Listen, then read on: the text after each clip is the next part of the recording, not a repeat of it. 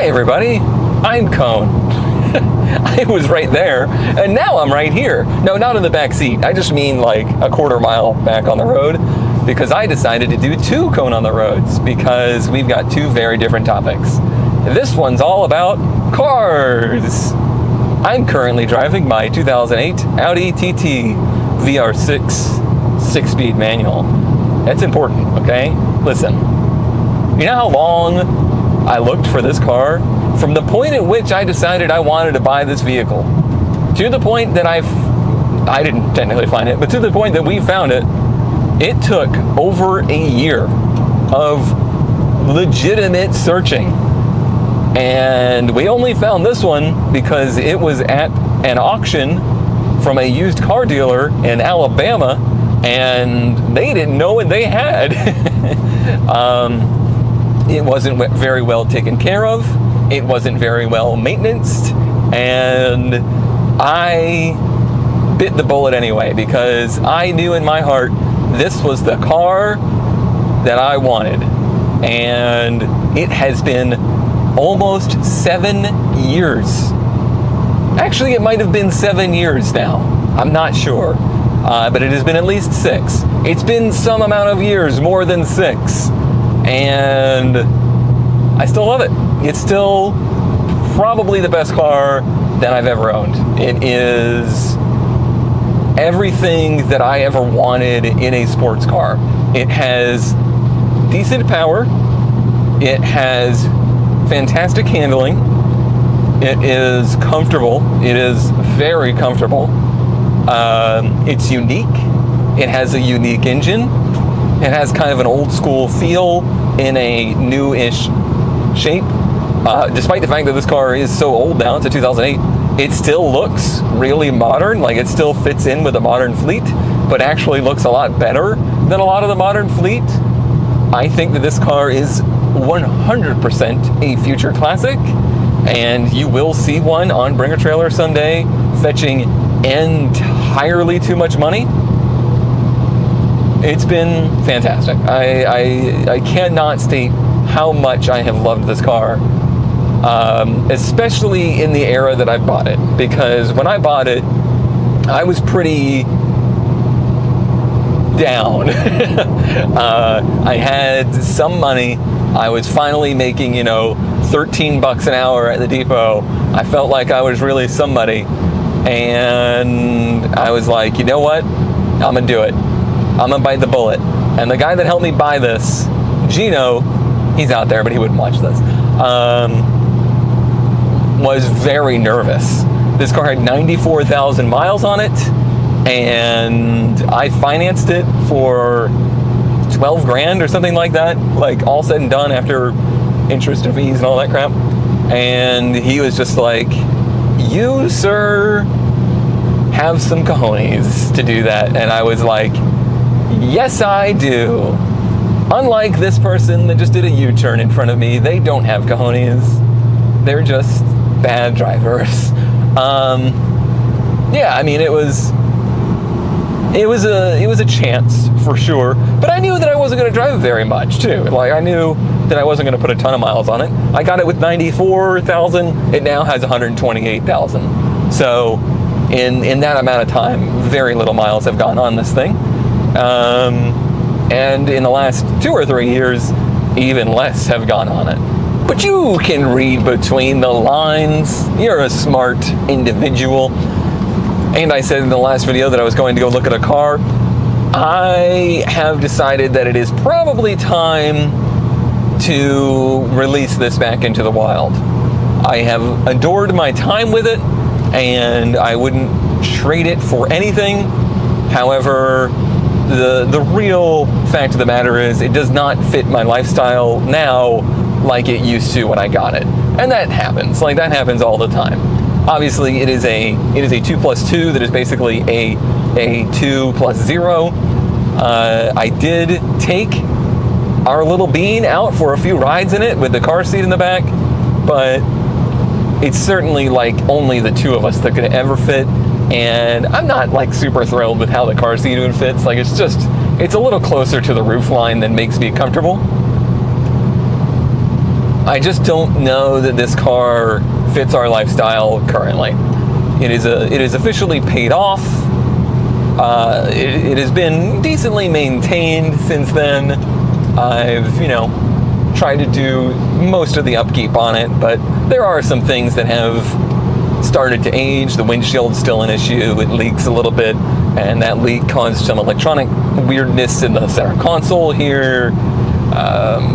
I had a tree smack it in the butt those years ago that I never got undented. It's not perfect, but it actually still drives really fantastic still. It's still one of the best driving experiences I've ever had. And I would be sad to see it go. But at this point, I've had those experiences, I have those memories, and I've pretty much decided that if I'm going to have multiple fun cars, one of them should be one that I can experience with a family. And that's an experience I've wanted to have for a long time. I wanted to have a family for a long time. I didn't want to be alone forever. I dreamed of piling the kids up in the sports car and going out for a drive and putting smiles on faces and making memories.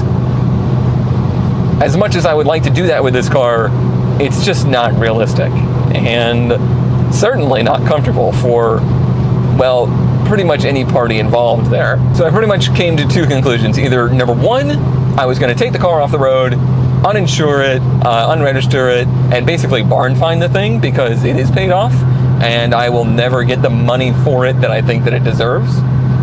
Or I was going to sell it at a significant bargain to somebody within my friends and family group. And within one day of making that decision that, let me see if anybody that I know wants to end up with this thing or wants to adopt it. Somebody stepped up, just instantly, immediately. You'll be shocked to know who it is, but I'm not going to tell you because the deal isn't done yet, and I don't want to put any pressure on anybody. But as of now, it looks like probably going to go to somebody else, and hopefully they can have great memories with it and, just enjoy it. Because I feel like I don't enjoy it as much as somebody could these days. If you watch When Parked, thank you. And if you don't, why? I have been looking for a Saab 9.5 wagon. That has been the apple of my eye as of late. It has been the car that, I don't know, it just fit the mold. It fit all of the things that I wanted out of a new fun car. It's got room for the family, it's a manual, it's got good power, it's unique, and it's comfortable. I don't know if any of those are true because I've never driven one. In fact, I've only ever seen one. I really want a refresh generation like 05 to 07, I think. 9.5 Sport Combi Aero, because the Aero is the top of the line one that came with the most powerful engine. It has 260 horsepower. This car has 255, so it's an upgrade. Obviously, it weighs a lot more. But it seems like it's got the exact formula for a car that I would enjoy, would fit the whole family, and it's something that's unique, and I'd be proud to own. I would be proud to keep it going. They're old cars now. They all have 100, 200, 300,000 miles on them now. So just like this car, the upkeep's going to be a lot, and I'm going to have to stay on top of things, and I enjoy that. I enjoy keeping the unique cars on the road. That's why I'm enjoying working on the 200 so much. Like, getting the 200SX back on the road is a dream come true to me because the world deserves to see those cars still around. Okay, the car enthusiast world deserves it. So when I had somebody step up and say they were willing to purchase this car, I messaged somebody in Raleigh that had one very rare example.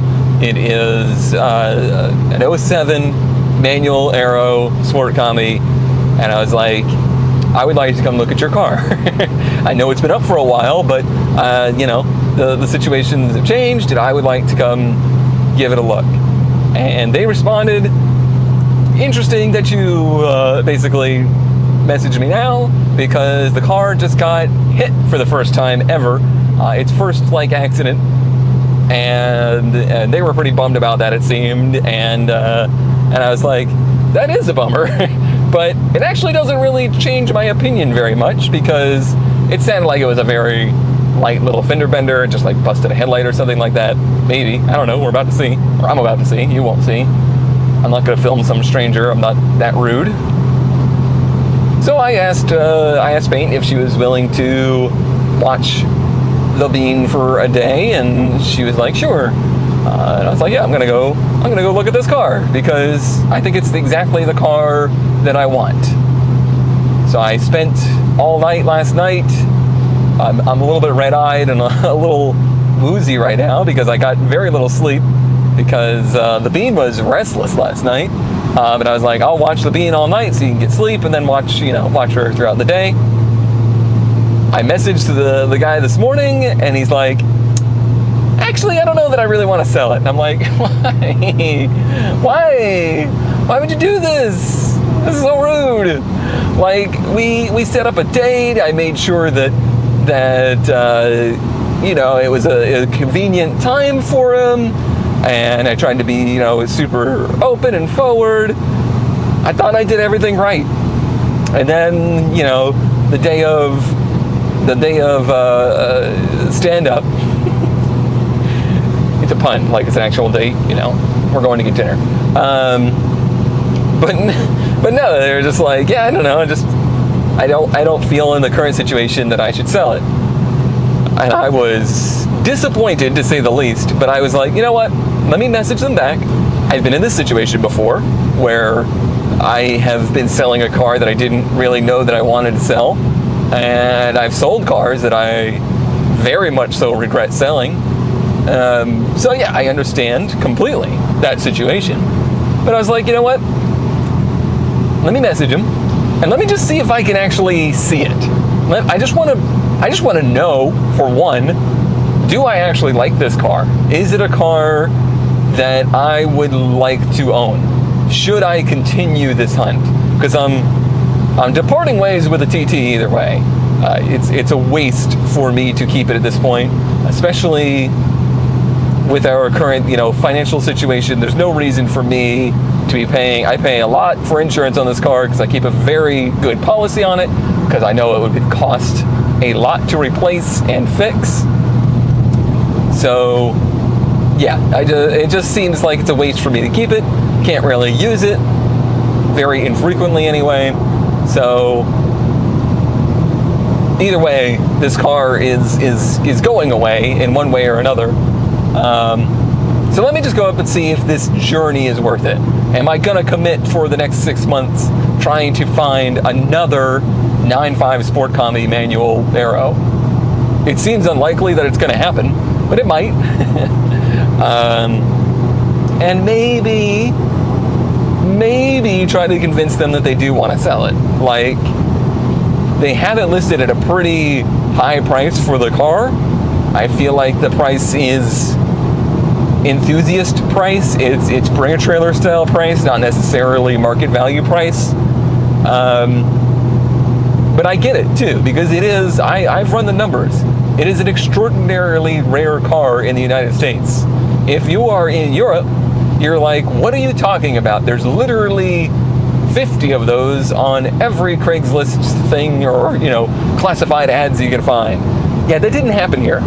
We did not get very many 9.5s at all. We got very, very few Sport Combis. We got extremely few Aeros, and we got massively few manuals. So it is legitimately a very rare car.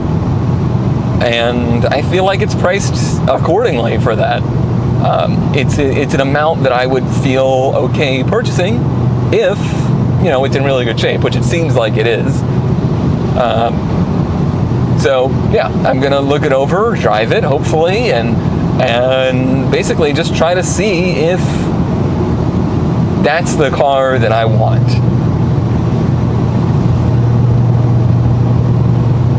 But the way I see it is, I have a pleasure car. I have the 240. It's still very street drivable. I still love that car. That car is a forever car. It's never going away. Even better now that it's like raceable again. It makes me so inspired to keep working on it, keep driving it now that it's, you know, race ready, and I'm getting back into the swing autocross. Had my best autocross ever with the thing. You know, that's making me want to do more and more with it. I got this amazing opportunity from Blade to work on the 200 and keep it for, you know, probably most of this year. I would say I'll end up keeping that car, hoping to get it on the road soon. I don't need 3 or even 2 pure pleasure cars. I just don't need them. So it's time to narrow the fleet down to the, I think, correct and responsible amount. So wish me luck. I guess I'll update you after. I still got about 45 minutes of driving to do. I guess I'll update you after if I did like the car and if they are willing to sell it. I'm basically going. I'm not bringing cash. Like I'm not going to be like, look at this money. But I am going to be like, here's my offer. Please call me if you reconsider. I have a feeling that I'm really going to want the car. Or maybe I'll hate it. Maybe I'll find that it's not the car that I thought it would be. And that has happened to me. I had my heart set on buying a Infiniti G37 when I was looking for this car. And I drove 2 of them, and I hated it. I don't know what it was about them. Not comfortable. Didn't like the sound. I didn't like the engine note, for one.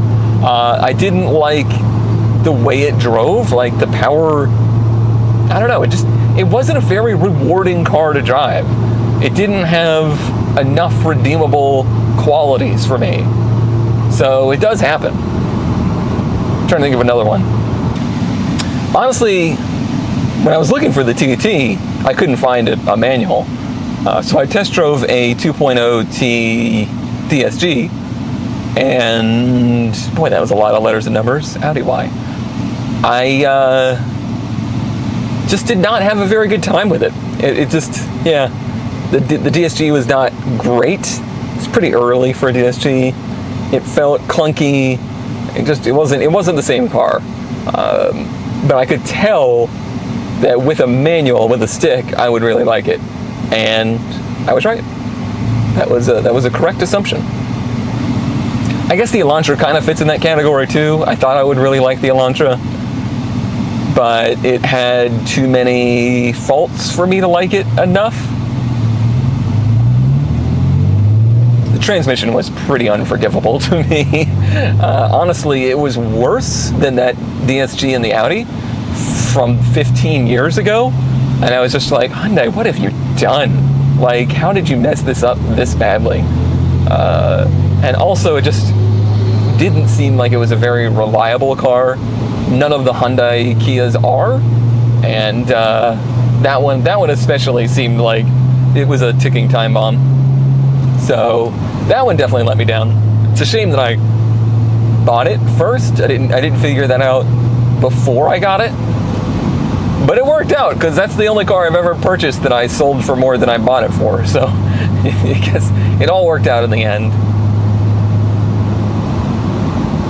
Okay, I'll update you later.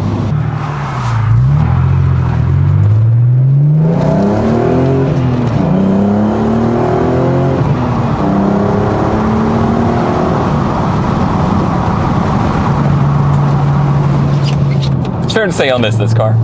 That is fair to say. So how did it go? I think that could be best summed up with, I'm in danger. Unfortunately, everything I thought about the car was true. It is extremely well kept. Like, it is an old car. It's the same age as this, and this car, you know, is starting to show its age. But it in many ways looks a million times newer than this car, just in how well it's been maintained and just kept nice and clean. Boy, that's a real bummer. I kind of was hoping that I wouldn't like it. Also, the seller is super nice, like very, very, very much so, just like car person. I didn't necessarily drop the ran when parked thing, but I have a feeling if I did, he would have been excited about it. And I still might. I think I featured the car on ran when parked, and I'm thinking about like just dropping him a timestamp for that car, because I think it would be funny. So yeah, it's really nice. I have never sat in a 9.5 before. I've never been around a 9.5 really, but it's pretty much everything I liked about the 9.3, just a little bit more, and it's a little bit more Saab. Like, there's a little bit less GM-ness to it and a little bit more Saab-ness, which is both scary and great. I find that it's weird. It's 260 horsepower. I haven't driven an old school turbo car in a long time. There's a nice rainbow behind me. Like, it is huge. I wonder if that's showing up. Probably not. It's definitely got that vibe of like a 90s 260 horsepower turbo car. I didn't drive it very much. I don't really like to drive people's cars when they have them for sale. Had a bad experience with that in the past. So I just kind of don't do it, but I let him drive around, and you know, he was on it, and it's a quick car for its size, for what it is. And I went to drive it, I dropped the clutch, and it's just like, is it gonna do anything? Because I'm just totally not used to that old school style of power. But it seems like it's fun. It seems like it has a fun kind of driving style to it. The space is set out a little bit weird. I expected the back seat to be a little bit more spacious than it is, but the reality is there is so much space behind the seats. It is very practical. So I think I'm probably gonna get it. We shook hands on it, but with the understanding that it wouldn't be now. Like, we got some things to sort out and to discuss.